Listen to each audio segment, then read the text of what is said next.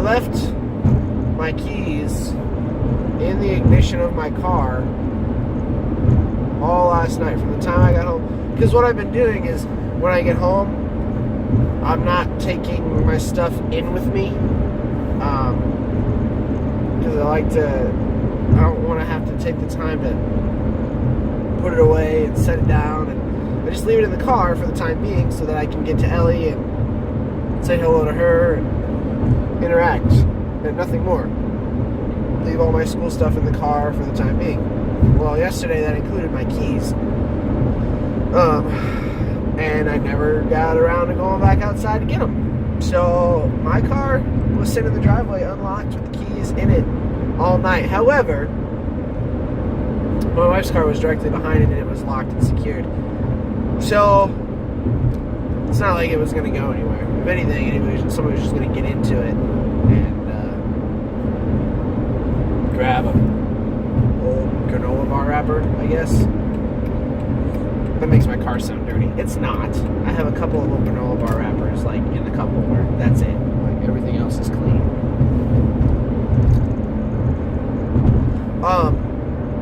But let's talk about security and being secure, not only in your material possessions, but also in yourself. It's important to be, I don't even know if it's important to be secure, but it's important to feel secure. Nobody likes feeling vulnerable.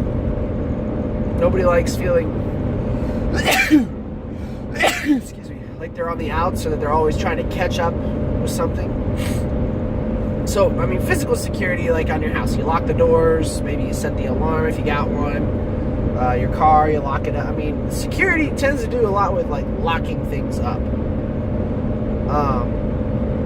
But your emotional security, I think, is almost kind of the opposite. Hear me out on this. If you are an emotionally secure person, then you're going to be willing to share your emotional side. And that might sound like it makes you vulnerable, but really, if you're secure in your emotions and you're secure in yourself and you have good self-esteem, then it's not going to matter to you what other people know or don't know about you. So, security of the self is almost the opposite of security of possessions. Because again, we often think of things being secure as when they're locked up or tied down or held in place by some outside force.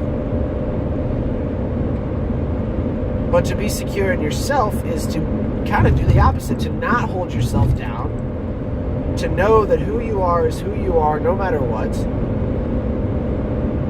and to just go out there and be that person.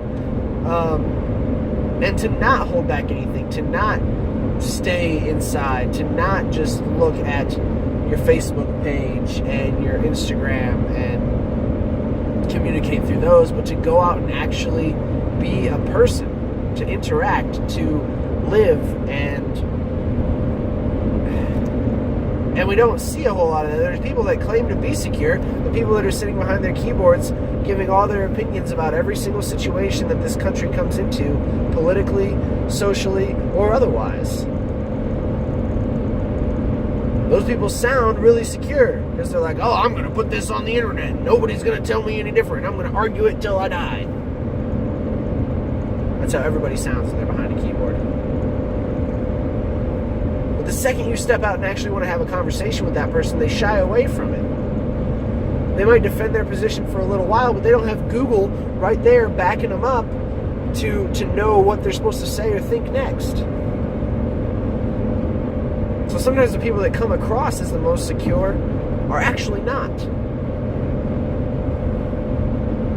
To me, a person that is secure in themselves, that has a good self-worth, self-value, self-esteem, self-security, that person is willing to share everything in the open, all the time. They are always the same person. They are not different when they're behind their keyboard. They are not different when they're at work versus when they're at home. They're not different when they're at the store versus when they're at the gym. They're always the same person, steadily. And it's hard to find people like that. I know I'm not like that. I like to think of myself as a secure person. I have a self-established set of values and beliefs, and I'm willing to share those with anybody that asks. But I'm not necessarily the most inclined to just go out there and put it out there without being provoked or asked about it. I do make a conscious effort to not put it on the internet, except for YouTube videos, which I know sounds contradictory, but one, I don't really share these YouTube videos in a great capacity. I don't say, oh, look at me, go watch this video of this thing I talked about. Once in a while, I'll say, hey, I made a new video, check it out. But I'm not throwing ads out there and telling everybody I come into contact with, hey, I have a YouTube channel, you should go and see what I think about this. And I'm also not trying to impress that opinion upon anybody. I know it comes across as I say, you should do this and you should do this, but those are more like the royal you. And a lot of times, it's in jest. Like, I know that that's the way I do it, but that's not the only way. And I think I've made that clear in a number of these videos. And if you've watched them with any sort of regularity, then you'd have seen that. I hope. It took a lot for me to get to the point where I wanted to do these. I had a bunch of them saved up on my phone for a long time, and it took me a while to work up the courage, as it were, to put them online. Because I'm not a person that just openly goes out and says, this is what I think, this is how I feel, this is what you should do. And even still, I don't put all of it in the videos. If you want to know more, feel free to ask. Because I am willing to share if asked and prodded and, well, provoked for that matter.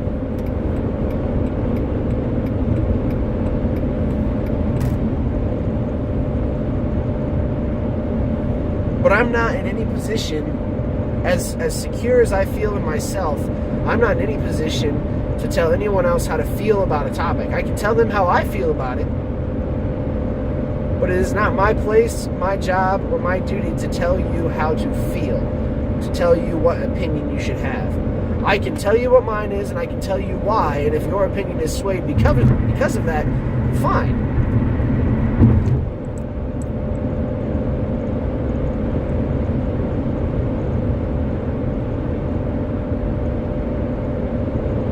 But we as a people are so enamored with this idea of, I know something you don't know, and we lock it down. And we think that's security. I'm secure in myself. Nobody can tell me what to do or how to do it. But security of the self and security of possessions are two different things. Lock down your possessions. Fine. It's not nice. Sharing is caring. But don't lock down yourself. Know yourself well enough that you know what to keep locked down and what to share. When. It's okay to share everything eventually, but there's a time and a place for it.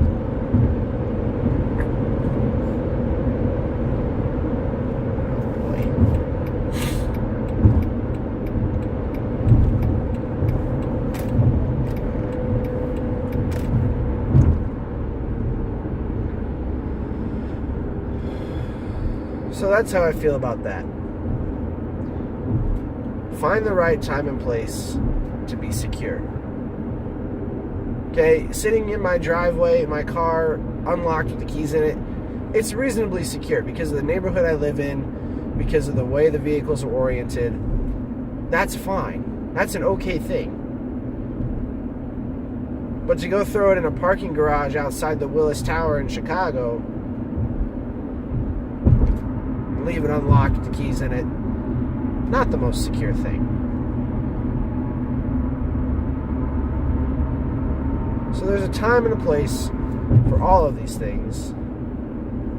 The speed limit sign says 55.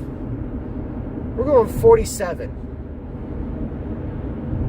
It's a work zone. I get that.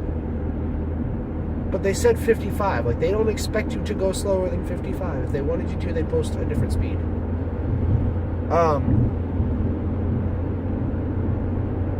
But just remember, to be secure in yourself does not mean to hold everything in, to lock it down, and to make it unavailable to anyone.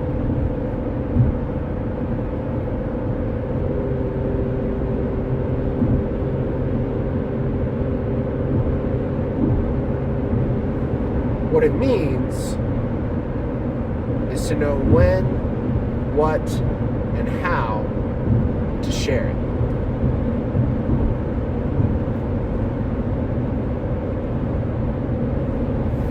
I think. So yeah.